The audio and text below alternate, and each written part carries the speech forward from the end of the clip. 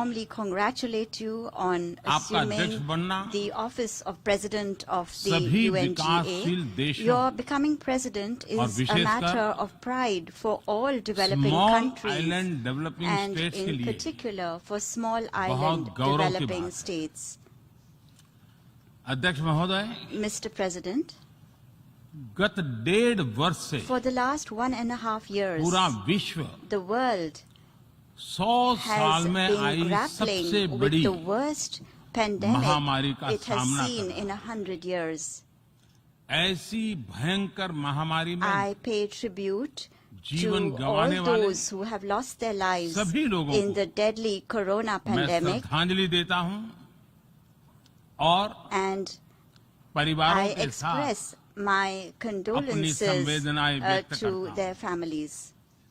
अध्यक्ष महोदय Mr. President, मैं उस देश का I प्रतिनिधित्व कर रहा represent हूं a country जिसे that mother of is proud democracy का to be गौरव known हासिल as the mother of democracy.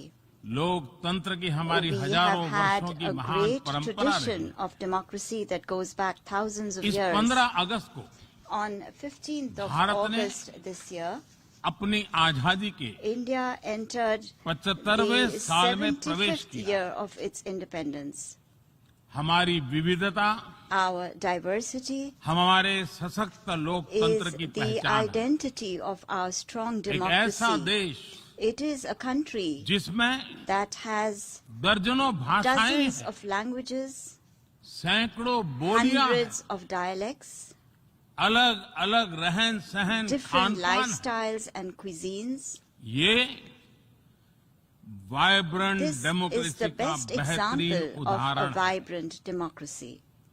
ये भारत के लोकतंत्र की ताकत है। The strength of our एक democracy छोटा बच्चा is demonstrated जो by the कभी fact that a little एक boy रेलवे स्टेशन who के at T one stall time used to help अपने his पिता father की मदद at करता his tea था, stall at the railway आज station is today चौथी बार addressing the भारत के United प्रधानमंत्री के तौर Nations पर General Assembly for the fourth time UNGA को as संबोधित Prime कर रहा है। Minister of India.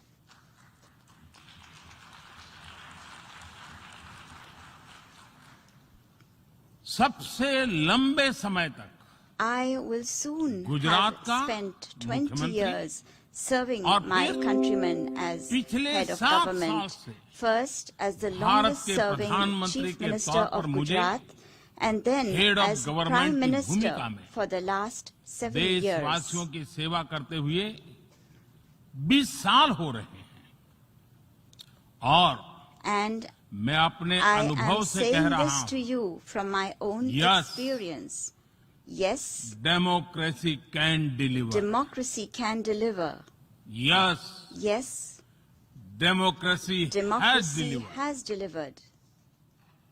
अध्यक्ष महोदय Mr. President, एकात्म मानव दर्शन के today is प्रणेता the birth anniversary Pandit of Deendayal Pandit Upadhyay ji की आज Deen जन्म Dayal Jayanti Upadhyay, the proponent of Ekatma Manav Darshan. एकात्म मानव दर्शन यानी Ekatma Manav Darshan integral means humanism integral humanism, अर्थात or स्व से the development समष्टि journey तक undertaken विकास और together, विस्तार the की expansion सहयात्रा from the self to the universe, expansion of the self expansion of the self, moving from moving individual to from the the society, individual to society, the nation to the nation, and entire and humanity to entire humanity. और ये चिंतन And this philosophy Antyodaya को is समर्पित है। dedicated to Antyodaya. Antyodaya को आज की परिभाषा The में modern day where definition no one is of left behind कहा Antyodaya जाता है। is where no one is left इसी भावना behind. के साथ It is with this principle आज in mind that India integrated, today is moving equitable forward on the path of development की राह पर आगे integrated, बढ़ रहा है। equitable development. Vikas Our priority is सर्वसमावेशी that हो, development should be all-inclusive, सर्वस्पर्शी हो, all-pervasive, सर्वव्यापी हो, universal, सर्वपोषक and हो। one that nurtures all. यही हमारी प्राथमिकता है। बीते 7 वर्षों में During the last 7 years, Bharat में India has 43 brought crore over से ज्यादा लोगों को 430 million people बैंकिंग who व्यवस्था were से जोड़ा previously गया है, unbanked into जो the अब banking तक system. इससे वंचित थे।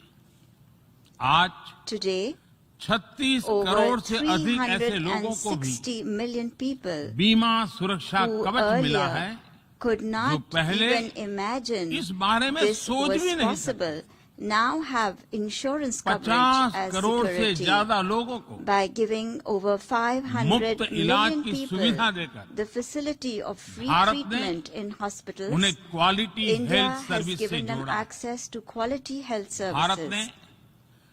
3 करोड़ By पक्के घर building बनाकर 30 million बेघर, proper homes, यानी India has made होमलेस परिवारों को homeless families होम ओनर्स बनाया। homeowners.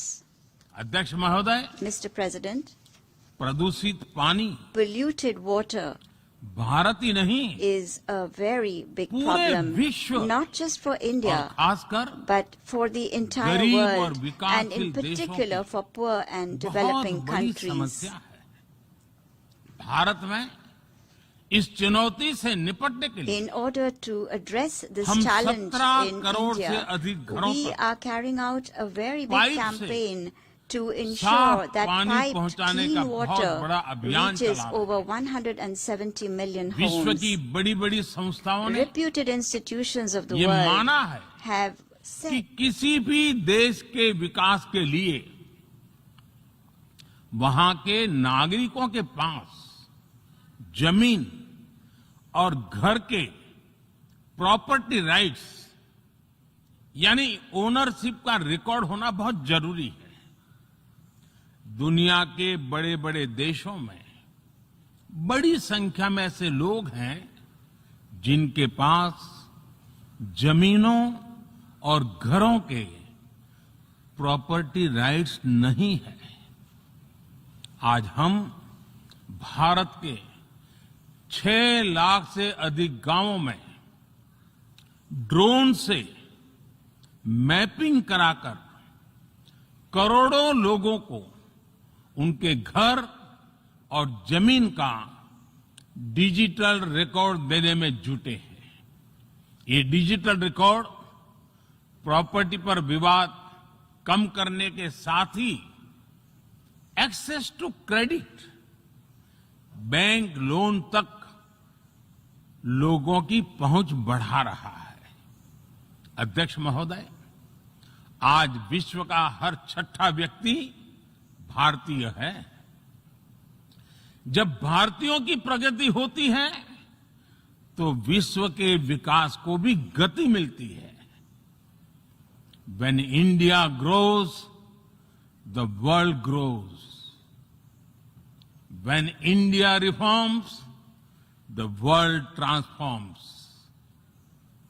भारत में हो रहे साइंस और टेक्नोलॉजी आधारित इनोवेशंस विश्व की बहुत मदद कर सकते हैं।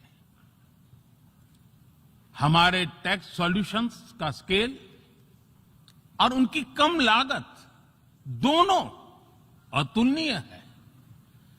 हमारे यूनिफाइड पेमेंट इंटरफेस यूपीआई आज भारत में हर महीने 350 करोड़ से ज्यादा ट्रांजैक्शन हो रहे हैं।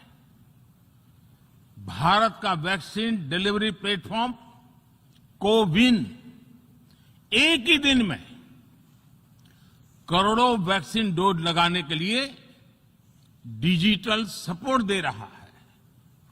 अध्यक्ष महोदय, सेवा परमो धर्मः, सेवा परमो धर्मः को जीने वाला भारत सीमित संसाधनों के बावजूद भी वैक्सीनेशन डेवलपमेंट और मैन्युफैक्चरिंग में जी जान से जुटा है। मैं यूएनजीए को ये जानकारी देना चाहता हूं कि भारत ने दुनिया की पहली डीएनए वैक्सीन विकसित कर ली है। जिसे 12 साल की आयु से ज्यादा के सभी लोगों को लगाया जा सकता है। एक और mRNA वैक्सीन अपने डेवलपमेंट के आखिरी चरण में है। भारत के वैज्ञानिक कोरोना की एक नेजल वैक्सीन के निर्माण में भी जुटे हैं। मानवता के प्रति अपने दायित्व को समझते हुए भारत ने एक बार फिर दुनिया के जरूरतमंदों को वैक्सीन देनी शुरू कर दी है।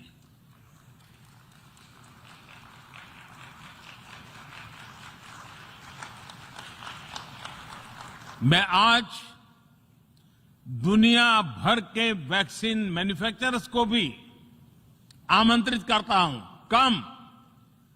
कम मेक वैक्सीन इन इंडिया। अध्यक्ष महोदय, आज हम सब जानते हैं कि मानव जीवन में टेक्नोलॉजी का कितना महत्व है, लेकिन बदलते हुए विश्व में टेक्नोलॉजी विथ डेमोक्रेटिक वैल्यूज, ये सुनिश्चित करना भी आवश्यक है। भारतीय मूल के डॉक्टर्स, इनोवेटर्स, इंजीनियर्स, मैनेजर्स किसी भी देश में रहें, हमारे लोकतांत्रिक मूल्य उन्हें मानवता की सेवा में जुटे रहने की प्रेरणा देते रहते हैं। और ये हमने इस कोरोना काल में भी देखा है। अध्यक्ष महोदय, कोरोना महामारी ने विश्व को ये भी सबक दिया है कि वैश्विक अर्थव्यवस्था को अब और अधिक डाइवर्सिफाई किया जाए। इसके लिए ग्लोबल वैल्यू चेन्स का विस्तार आवश्यक है। हमारा आत्मनिर्भर भारत अभियान इसी भावना से प्रेरित है। ग्लोबल इंडस्ट्रियल डाइवर्सिफिकेशन के लिए भारत विश्व का एक लोकतांत्रिक और भरोसेमंद पार्टनर बन रहा है। और इस अभियान में भारत ने इकोनॉमी और इकोलॉजी दोनों में बेहतर संतुलन स्थापित किया है। बड़े और विकसित देशों की तुलना में क्लाइमेट एक्शन को लेकर भारत के प्रयासों को देखकर आप सभी को निश्चित ही गर्व होगा। आज भारत बहुत तेजी के साथ 450 गीगावाट रिन्यूएबल एनर्जी के लक्ष्य की तरफ बढ़ रहा है। हम भारत को दुनिया का सबसे बड़ा ग्रीन हाइड्रोजन हब बनाने के अभियान में भी जुट गए हैं। अध्यक्ष महोदय, हमें अपनी आने वाली पीढ़ियों को जवाब देना है कि जब फैसले लेने का समय था, तब जिन पर विश्व को दिशा देने का दायित्व था, वो क्या कर रहे थे। आज विश्व के सामने रिग्रेसिव थिंकिंग और एक्सट्रीमिज्म का खतरा बढ़ता जा रहा है। इन परिस्थितियों में पूरे विश्व को साइंस बेस्ड रेशनल और प्रोग्रेसिव थिंकिंग को विकास का आधार बनाना ही होगा। साइंस बेस्ड अप्रोच को मजबूत करने के लिए भारत एक्सपीरियंस बेस्ड लर्निंग को बढ़ावा दे रहा है। हमारे यहां स्कूलों में हजारों अटल टिंकरिंग लैब खोली गई हैं, इंक्यूबेटर्स बने हैं और एक मजबूत स्टार्टअप इकोसिस्टम विकसित हुआ है। अपनी आजादी के 75 वर्ष के उपलक्ष्य में जब हम आजादी का अमृत महोत्सव मना रहे हैं, भारत 75 ऐसे सैटेलाइट्स को अंतरिक्ष में भेजने वाला है जो भारतीय विद्यार्थी स्कूल कॉलेजों में बना रहे हैं।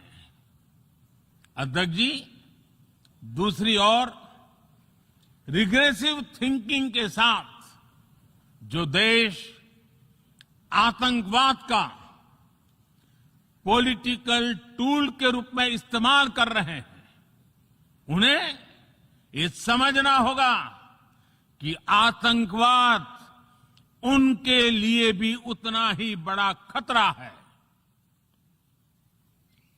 ये सुनिश्चित किया जाना बहुत जरूरी है कि अफगानिस्तान की धरती का इस्तेमाल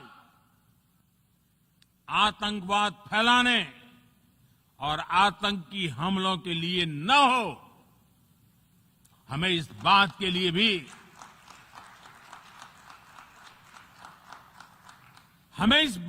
भी सतर्क रहना होगा कि वहां की नाजुक स्थितियों का कोई देश अपने स्वार्थ के लिए एक टूल की तरह इस्तेमाल करने की कोशिश न करें।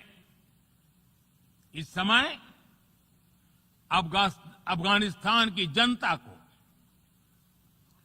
वहां की महिलाओं और बच्चों को, वहां की माइनॉरिटीज को मदद की जरूरत है और इसमें हमें अपना दायित्व निभाना ही होगा। अध्यक्ष महोदय, हमारे समंदर भी हमारी साझी विरासत है, इसलिए हमें ये ध्यान रखना होगा कि ओशन रिसोर्सेज को हम यूज करें, एब्यूज नहीं। हमारे समंदर अंतर्राष्ट्रीय व्यापार की लाइफलाइन भी है। इन्हें हमें एक्सपांशन और एक्सक्लूजन की दौड़ से बचाकर रखना होगा। रूल बेस्ड वर्ल्ड ऑर्डर को सशक्त करने के लिए अंतर्राष्ट्रीय समुदाय को एक सुर में आवाज उठानी ही होगी। सुरक्षा परिषद में भारत की प्रेसिडेंसी के दौरान बनी विस्तृत सहमति विश्व को मैरीटाइम सिक्योरिटी के विषय में आगे बढ़ने का मार्ग दिखाती है। अध्यक्ष महोदय, भारत के महान कूटनीतिज्ञ आचार्य चाणक्य ने सदियों पहले कहा था, कालातिक्रमणात् काल एव फलम पिबति। जब सही समय पर सही कार्य नहीं किया जाता तो समय ही उस कार्य की सफलता को समाप्त कर देता है। संयुक्त राष्ट्र को खुद को प्रासंगिक बनाए रखना है तो उसे अपनी इफेक्टिवनेस को सुधारना होगा, रिलायबिलिटी को बढ़ाना होगा। यूएन पर आज कई तरह के सवाल खड़े हो रहे हैं। इन सवाल को हमने क्लाइमेट क्राइसिस में देखा है, कोविड के दौरान देखा है, दुनिया के कई हिस्सों में चल रही प्रॉक्सी वॉर, आतंकवाद और अभी अफगानिस्तान के संकट ने इन सवालों को और गहरा कर दिया है। कोविड के ओरिजिन के संदर्भ में और ease of doing business ranking को लेकर वैश्विक गवर्नेंस से जुड़ी संस्थाओं ने दशकों के परिश्रम से बनी अपनी विश्वसनीयता को नुकसान पहुंचाया है। ये आवश्यक है कि हम यूएन को ग्लोबल ऑर्डर, ग्लोबल लॉज और ग्लोबल वैल्यूज के संरक्षण के लिए निरंतर सुदृढ़ करें। मैं नोबेल पुरस्कार विजेता गुरुदेव रविंद्रनाथ टैगोर जी के शब्दों के साथ अपनी बात समाप्त कर रहा हूं। शुभो कर्मोपोथे, शुभो कर्मोपोथे, ধোরো নির্ভয়োগান, সব দুর্বল সৈন্যস হোক অবসাन। अर्थात अपने शुभ कर्म पथ पर निर्भीक होकर आगे बढ़ो, सभी दुर्बलताएं और शंकाएं समाप्त हो। ये संदेश आज के संदर्भ में संयुक्त राष्ट्र के लिए जितना प्रासंगिक है, उतना ही हर जिम्मेदार देश के लिए भी उतना ही प्रासंगिक है। मुझे विश्वास है हम सबका प्रयास विश्व में शांति और सौहार्द बढ़ाएगा, विश्व को स्वस्थ, सुरक्षित और समृद्ध बनाएगा। इन्हीं शुभकामनाओं के साथ बहुत बहुत धन्यवाद। नमस्कार।